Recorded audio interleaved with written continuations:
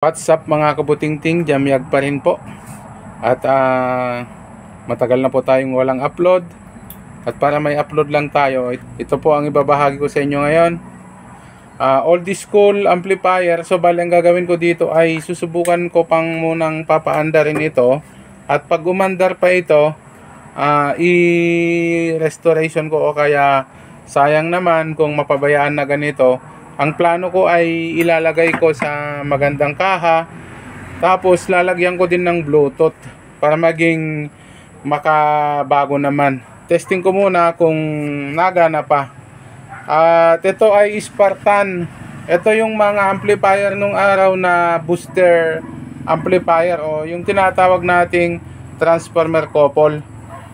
Ngayon, nasasayangan naman ako kung i-junk shop ko lang o ikalakal. So ito nga pala yung kanyang loob o laman mga kabutingting. Bali ito po yung kanyang nakalas na Bali ito po yung kanyang output transformer. Ito po yung kanyang input. At ito po yung kanyang power supply. Ito rin po yung kanyang power transistor. Tignan natin kung ano yung kanyang power transistor.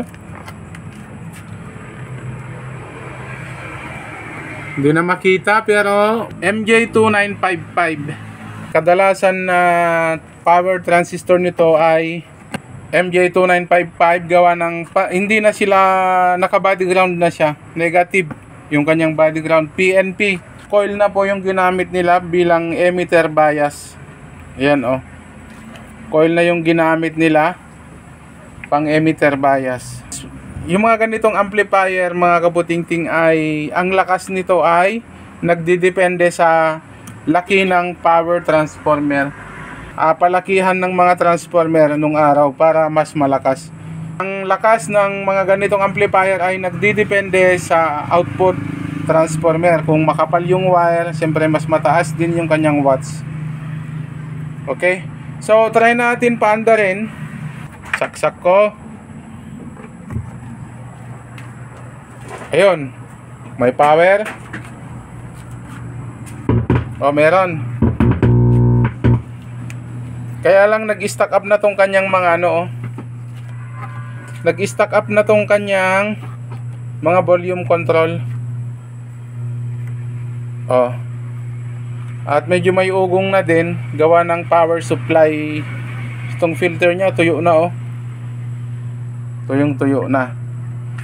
Ito nga pala yung kanyang schematic diagram mga kabutingting Bali ito yung symbol ng output transformer, multiple impedance. Ayan 0, 4 ohms, 8 ohms, 16 ohms. Ito rin yung kanyang input transformer.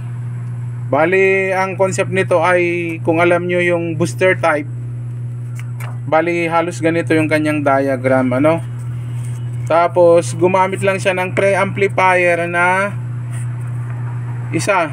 Ayan ito po yung kanyang pre-amplifier isang transistor lang. At ito po siya ayun ayan, mga sinaunang transistor pa to.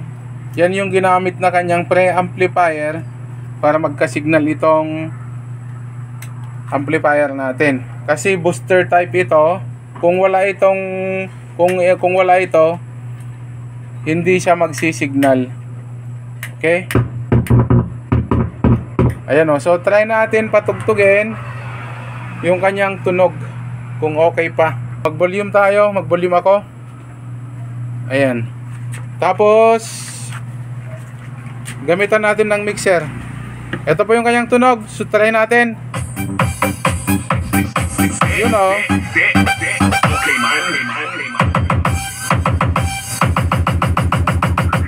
Basta Live, the best.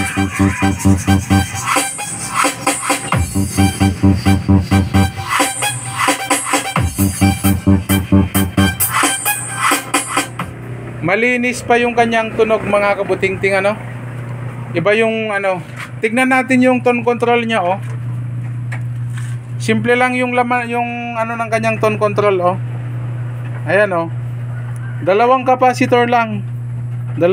Ayun oh. Dalawang ceramic capacitor lang pero malinis yung kanyang yung kanyang kalansing. Ayun oh. Ang linis ng kanyang kalansing. Oh, ito yung kanyang treble. Malinis. Okay, man.